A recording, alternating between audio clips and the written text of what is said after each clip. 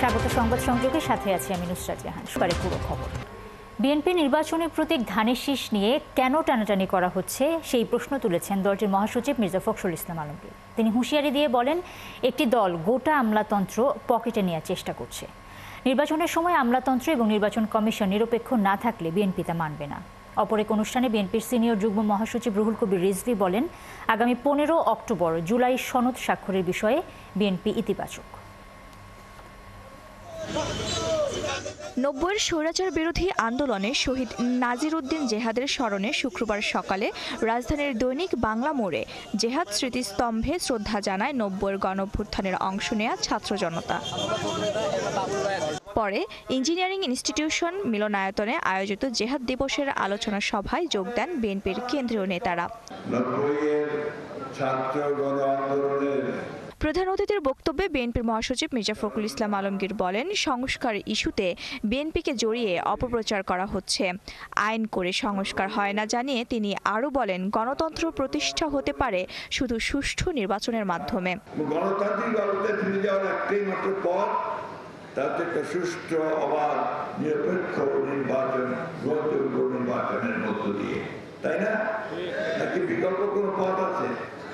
কয়েকজন মিলে কিছু আইন তৈরি করলাম আর গণতন্ত্র হয়ে গেল? হয় না। ধানের শীষ প্রতীক নিয়ে দেয়া একটি দলের নেতাদের বক্তব্য সমালোচনা করে মির্জা ফখরুল বলেন, ধানের শীষ অপ্রতিরোধ্য বলেই এর বিতর্ক তোলা হচ্ছে। কিছু কিছু ব্যক্তি বা দল তারা ধমক দিচ্ছে, হুমকি দিচ্ছে যে অমুক মার্কা না দিলে আমরা নির্বাচনে যাবো না, বা অমুকের মার্কা থাকতে পারবে না। ভাই, আমরা তো তোমাদের মার্কাতে বাধা দেইনি। কোন মার্কা তোমাদেরকে দেবে নির্বাচন কমিশন সিদ্ধান্ত নেবে। আমরা তো কথা বলে যাই যে তোমাদেরকে এই মার্কা দেওয়া যাবে না। তাহলে অযথা বিএনপির ধানের শীষকে নিয়ে টানাটানি কেন? একটি দল আমলাতন্ত্র নিজেদের পক্ষে নিচ্ছে বলেও অভিযোগ করেন মির্জা ফখরুল। হুঁশিয়ারি দিয়ে বলেন, নির্বাচনের সময় আমলাতন্ত্র ও নির্বাচন কমিশন নিরপেক্ষ থাকতে হবে। নির্বাচনের যে সময় নির্ধারিত হয়েছে সেই সময় নির্ধারিত নির্বাচন হবে। আমলাতন্ত্রকে কোনো একটি নির্দিষ্ট দলের পকেটে নেওয়ার চেষ্টা করা হচ্ছে, এটাকে আমরা কোনো মতেই বরদাস্ত করব না। এদিকে অ্যাসোসিয়েশন অব ইঞ্জিনিয়ার্স অ্যাবের নবগঠিত কমিটির নেতাদের নিয়ে শহীদ রাষ্ট্রপতি জিয়াউর রহমানের সমাধিতে শ্রদ্ধা জানিয়ে বিএনপির সিনিয়র যুগ্ম মহাসচিব রুহুল কবির রিজভী জানান, আগামী 15 অক্টোবর জুলাই সনদ স্বাক্ষরের ব্যাপারে বিএনপি সব সময় ইতিবাচক।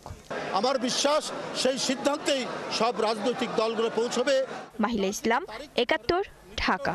বরেণ্য শিক্ষাবিদ, সাহিত্যিক, এমেরিটাস অধ্যাপক সৈয়দ মঞ্জুরুল ইসলাম মারা গেছেন। বিকেল 5টায় রাজধানীর ল্যাবেইড হাসপাতালে চিকিৎসাধীন অবস্থায় তার মৃত্যু হয়। তার বয়স হয়েছিল 74 বছর।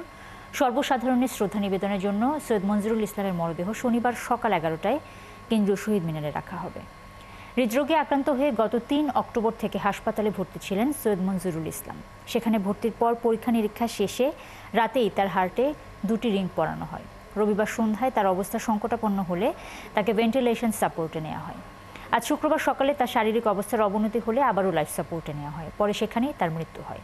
বাদ জোহর ঢাকা বিশ্ববিদ্যালয়ের মসজিদে জানাজা শেষে মিরপুর বুদ্ধিজীবী কবরস্থানে তাকে দাফন করা হবে। সৈয়দ মঞ্জুরুল ইসলাম সিলেট শহরে সৈয়দ আমিরুল ইসলাম এবং রাবেয়া খাতুনের ঘরে জন্মগ্রহণ করেন। তিনি 1966 সালে সিলেট সরকারি পাইলট উচ্চ বিদ্যালয় থেকে প্রবেশিকা এবং 1968 সালে সিলেট এমসি কলেজ থেকে ইন্টারমিডিয়েট পরীক্ষায় উত্তীর্ণ হন। তিনি যথাক্রমে 1971 এবং 72 সালে ঢাকা বিশ্ববিদ্যালয় থেকে স্নাতক এবং স্নাতকোত্তর ডিগ্রি অর্জন করেন। ঢাকা বিশ্ববিদ্যালয় থেকে অবসর গ্রহণ করে ইউনিভার্সিটি অফ লিবারেল আর্টস বাংলাদেশে তিনি যোগদান করেন। দর্শক, ল্যাবেইড হাসপাতালের সামনে আছেন আমাদের সহকর্মী সবুজ মাহমুদ। আমরা সরাসরি এখন তার কাছে যোগাযোগ করব। সবুজ, আপনি হাসপাতালে আছেন। বরেণ্য শিক্ষাবিদের আত্মীয় স্বজন নিশ্চয়ই সেখানে এসেছেন, তাদের সাথে আপনার কথা হয়েছে। কি বলছেন তারা, সবশেষ অবস্থা যদি জানান। এই মুহূর্তে ডক্টর সৈয়দ মঞ্জুরুল ইসলামের মরদেহ লেভেড হসপিটালের ভেতরে আছে, আমরা বাইরে অপেক্ষা করছি। কিন্তু এখন পর্যন্ত আমরা কোনো আত্মীয় স্বজনের সাথে কথা বলতে পারিনি, তার পরিবারের লোকজন এই মুহূর্তে কথা বলার মতো কোনো অবস্থায় নেই। আমরা তাদের সাথে কথা বলার চেষ্টা করেছি, কিন্তু তারা এখন পর্যন্ত আমাদের কোনো কথাবার্তা বলেনি। তবে এখানে ল্যাবের কর্তৃপক্ষ আমাদের সাথে কথা বলেছেন, তারা আমাদেরকে জানিয়েছেন যে হাসপাতাল থেকে আজকে রাতেই মরদেহটি বারডেম হাসপাতালের যে হিমঘর সেখানে রাখা হবে এবং সেখান থেকে আগামীকাল সকাল 11টায় শহীদ মিনার এবং তারপর বাদ জোহর ঢাকা বিশ্ববিদ্যালয়ের মসজিদ প্রাঙ্গণে তার নামাজের জানাজা অনুষ্ঠিত হয়ে মিরপুর বুদ্ধিজীবী শহীদ যে কবরস্থান আছে সেখানে তাকে দাফন করা হবে। এই মুহূর্তে আমার সাথে আছেন ল্যাবেড হসপিটালের যিনি জনসংযোগ কর্মকর্তা চৌধুরী মেহের এ খোদা দ্বীপ। একটু জানতে চাই সংক্ষেপে যে আসলে কি অবস্থা ছিল। উনি গত 3 তারিখে আমাদের এখানে ভর্তি হন সকাল 11টার সময় মুমূর্ষু অবস্থায় হার্ট অ্যাটাক নিয়ে। আসার পরপরই আমাদের যে বিশেষজ্ঞ চিকিৎসকদের যে টিম আছে ওনার তত্ত্বাবধানে চিকিৎসা শুরু হয় এবং ওনাকে হার্ট একটা রিং করানো হয়। উনি দীর্ঘদিন ধরেই আপনার কিডনি সমস্যা ভুগছিলেন এবং উচ্চ রক্তচাপ ছিল। সো এই কারণে আমাদের একটা মেডিকেল বোর্ড গঠন করা হয় এবং মেডিকেল বোর্ডের পরামর্শ মোতাবেক ওনার চিকিৎসা চলছে। পরে 5 তারিখে ওনার অবস্থার বেশ অবনতি হয়, হলে পরে ওনাকে লাইফ সাপোর্টে নেওয়া হয়। আবার 7 তারিখে ওনার অবস্থার উন্নতি হলে পরে লাইফ সাপোর্ট খুলে নেওয়া হয়। খুলে নেওয়ার পরে সব কিছু ঠিক মতো চলছিল। আজকে সকালবেলা ওনার হঠাৎ করে শারীরিক অবস্থার অবনতি হয়ে যায়। এরপরে বিকেল 5টায় ওনার মারা যান। আমরা মরদেহ কিছুক্ষণের মধ্যে হস্তান্তর করব, প্রক্রিয়া চলছে। ওনার পরিবার মরদেহ আজকে নিয়ে যাবে সম্ভবত বারডেম হাসপাতালে হিমঘরে রাখা হবে। ওখান থেকে কালকে সকাল 11টায় ওনাকে নেওয়া হবে কেন্দ্রীয় শহীদ মিনারে সর্বসাধারণের শ্রদ্ধা। অনেক ধন্যবাদ সবুজ মাহমুদ আপনাকে। দর্শক, ল্যাবেড হাসপাতাল থেকে যুক্ত হয়েছিলেন সহকর্মী সবুজ মাহমুদ। দেশে প্রায় 4 কোটি মানুষ থাইরয়েড রোগে আক্রান্ত। দিন দিন এই সংখ্যা বাড়ছে, যার বেশিরভাগই নারী। থাইরয়েডের সমস্যা হলে ওজন বাড়ে, ঋতুস্রাব বন্ধ হয়, চুল পড়ে যায়, এমনকি বন্ধ্যাত্বের মতো জটিলতাও দেখা দিতে পারে। সময়মতো চিকিৎসা না নিলে হতে পারে ক্যান্সারও। এই অবস্থায় সচেতনতা বাড়াতে পরামর্শ দিচ্ছেন চিকিৎসকরা। সবুজ মাহমুদের রিপোর্টে বিস্তারিত। গলার সামনের দিকে প্রজাপতি আকৃতির একটি ছোট গ্রন্থি, এর নাম থাইরয়েড গ্রন্থি। গলার এই গ্রন্থি শরীরের বিপাক প্রক্রিয়া থেকে শুরু করে হরমোন নিয়ন্ত্রণ পর্যন্ত নানা কাজ করে। কিন্তু আয়োডিনের ঘাটতি, হরমোনের ভারসাম্যহীনতা কিংবা জেনেটিক কারণেই দেখা দেয় থাইরয়েডজনিত নানা জটিলতা। থাইরয়েড হরমোনের ভারসাম্যহীনতায় ওজন বেড়ে যায়, অবসাদ, ঋতুস্রাবের সমস্যা, এমনকি বন্ধ্যাত্বের মতো জটিলতাও দেখা দিতে পারে। সমস্যা দীর্ঘদিনের হলে হতে পারে ক্যান্সারও। এই বিরাট জনগোষ্ঠী চিকিৎসার আওতার বাইরে এমন সময় কিন্তু আমরা এই থাইরয়েড নিয়ে কথা বলছি। আবার এই সমস্ত রোগীর ভিতর থাইরয়েডাইটিস রোগী ভুগছে কিন্তু 89% মানুষ। গবেষণা বলছে বাংলাদেশে এখন প্রায় 4 কোটির বেশি মানুষ ভুগছেন থাইরয়েড সমস্যায়, কিন্তু এর অর্ধেকেরও বেশি মানুষ জানেন না তারা আক্রান্ত, যার অধিকাংশ রোগী নারী। এই বাস্তবতাকে সামনে রেখেই ঢাকায় অনুষ্ঠিত হলো বাংলাদেশ থাইরয়েড সোসাইটির 7ম জাতীয় সম্মেলন। এবারের সম্মেলনের থিম ছিল অ্যাপ্রোচ টু থাইরয়েডাইটিস। যে ফিমেল পপুলেশনের অ্যাবাউট 15% তাদের যদি পরীক্ষা করা হয় তার থাইরয়েডাইটিস পাওয়া যাবে, আর মেল পপুলেশন অ্যাবাউট 3%। তা আপনারা বুঝতে পারেন যে আমাদের দেশের কত মানুষ থাইরয়েডাইটিসে ভুগছে। হ্যাঁ, থাইরয়েডাইটিসে অনেকে আছে সিমটমলেস, হয়তো তার জীবনে কখনোই কোনো সিমটম হবে না, কিন্তু অনেকেরই হবে। বিশেষ করে প্রেগনেন্ট মহিলারা, তাদের খুবই susceptible for pregnancy as well as continuation of the pregnancy. এই জন্যে আমাদের যারা গাইনোকোলজিস্ট আছেন, যারা অবস্টেট্রিশিয়ান আছেন, ফিজিশিয়ান আছেন, সবাইকেই থাইরয়েড ডিজিজ সম্পর্কে একটু ওয়াকিবহাল করা আমাদের কাজ। চিকিৎসকরা জানান আয়োডিনের ঘাটতি, রেডিয়েশনের প্রভাব এবং জীবনযাপনের পরিবর্তনের কারণেই এই রোগের বিস্তার ঘটেছে। গর্ভবতী নারী ও স্কুলগামী শিশুদের মধ্যে আয়োডিনের ঘাটতি এখনো উদ্বেগজনক। দেশে থাইরয়েড চিকিৎসার সুবিধা বাড়লেও সচেতনতার অভাব এখন বড় চ্যালেঞ্জ। সবুজ মাহমুদ, 71, ঢাকা। রাজুক অ্যাপার্টমেন্ট স্কেটিং ক্লাবের আয়োজনে golden roller skating half marathon অনুষ্ঠিত হয়েছে। শুক্রবার উত্তরার দিয়াবাড়িতে এই প্রতিযোগিতার আয়োজন করা হয়। এতে ঢাকার 23টি স্কেটিং ক্লাবের 2 শতাধিক প্রতিযোগী অংশ নেয়। মামুন হোসেনের প্রতিবেদন। জুতার উপর ভর করে দুরন্ত বেগে ছুটে চলছে সুপারম্যানরা।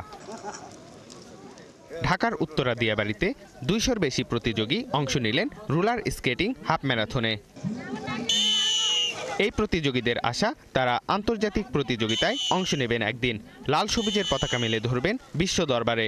বড় প্রতিযোগিতায় অংশগ্রহণ করে এইভাবে সেকেন্ড হব। বাবা বলেছে আমাকে প্লেয়ার হতে, কিন্তু স্কেটিংই ভালো লাগে। বাসায় প্র্যাকটিস করছিলাম, সেদিন করতেছি। আমি থার্ড হয়েছি, আমার অনেক ভালো লাগছে। আমার অনেক ভালো লাগছে আমি যে ফিফথ হয়েছি। অনেক ভালো লেগেছে এবং ইভেন্টগুলো অনেক ভালো হয় আর কি। বাংলাদেশে স্কেটিং দিন দিন খুবই জনপ্রিয় হচ্ছে এবং আমরা চাই আরও জনপ্রিয় হোক। পরবর্তীতে কোনো ইন্টারন্যাশনাল অথবা অলিম্পিক্স এই গেমসগুলোতে আমরা আরও ভালোভাবে পার্টিসিপেট করতে পারি। এই আয়োজন দেখে আনন্দিত স্থানীয়রাও। ভবিষ্যতে এমন আয়োজন অব্যাহত রাখার দাবি তাদের। এ ধরনের প্রতিযোগিতার মাধ্যমে মানুষের উৎসাহ বাড়ে। অবশ্যই আমরা এই ধরনের আয়োজন নিয়মিত চাই। এইটা আসলে শরীর ও মন দুটি ভালো রাখে। মানসিক বিকাশ, শারীরিক বিকাশের জন্য স্কেটিং একটা অসাধারণ বিষয়।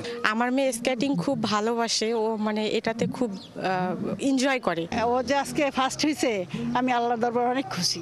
ছেলে মেয়েদের শুধু মাত্র প্রথম, সেকেন্ড, থার্ড হওয়াটা বড় বিষয় নয়, যে প্রতিযোগিতায় যে তারা আসছে, অংশগ্রহণ করেছে, এটাই তো একটা অনেক বড় বিষয়। আয়োজকেরা বলেন মাদকমুক্ত সমাজ গড়ার প্রত্যয় তাদের।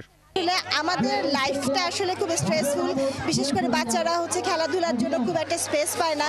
তো আমাদের একটা ট্রাইফুল লাইফের জন্য যেটা দরকার, যে বাচ্চারা যেন একটু প্লেগ্রাউন্ড পায়, তারা খেলাধুলা করতে পারে। আমি কিছু প্যারেন্টস ফিনিশ লাইনে আমি যখন হুইসেল দিচ্ছিলাম দেখলাম যে শাসন করতেছে, তুমি পারো নাই কেন, এটা আসলে করা যাবে না। প্রতিযোগিতা শেষে অংশগ্রহণকারীদের মাঝে ক্রেস্ট ও সার্টিফিকেট প্রদান করা হয়। মামুন হুসাইন, ৭১, ঢাকা। ইসরায়েলি কারাগার থেকে মুক্তি পেয়েছেন বাংলাদেশি আলোকচিত্র শিল্পী এবং মানবাধিকার কর্মী শহীদুল আলম। অন্যান্যদের সঙ্গে শহীদুল আলমকে বহনকারী উড়োজাহাজটি তুরস্কের ইস্তাম্বুলের উদ্দেশ্যে রওনা হয়েছে। শুক্রবার বিকেলে প্রধান উপদেষ্টার প্রেস উইংয়ের এক বার্তায় এই তথ্য নিশ্চিত করা হয়েছে। অন্তর্বর্তী সরকারের প্রধান উপদেষ্টা ডক্টর মোহাম্মদ ইউনূস তুরস্কের প্রেসিডেন্ট রিসেপ তাইয়েপ এরদোয়ানকে এই বিষয়ে সহযোগিতার জন্য বিশেষভাবে ধন্যবাদ জানিয়েছেন। তুরস্কের কর্তৃপক্ষ জানিয়েছে আজই শহীদুল আলমকে বিশেষ বিমানযোগে আঙ্কারায় নিয়ে আসা হবে। এর আগে শুক্রবার সকালে বাংলাদেশের অন্তর্বর্তী সরকারের প্রধান উপদেষ্টার ভেরিফাইড ফেসবুক পেজে জানানো হয়, ইসরায়েলের কারাগারে আটক আলোকচিত্রী শহীদুল আলমকে তুরস্কের সহায়তায় মুক্ত করার চেষ্টা চলছে। দর্শক, চলছে সংবাদ সংযোগ। সরাসরি সংবাদ অনুষ্ঠান দেখতে চোখ রাখুন ৭১-এর ফেসবুক পেজে এবং সাবস্ক্রাইব করুন ৭১-এর ইউটিউব চ্যানেলে। সাথে থাকুন।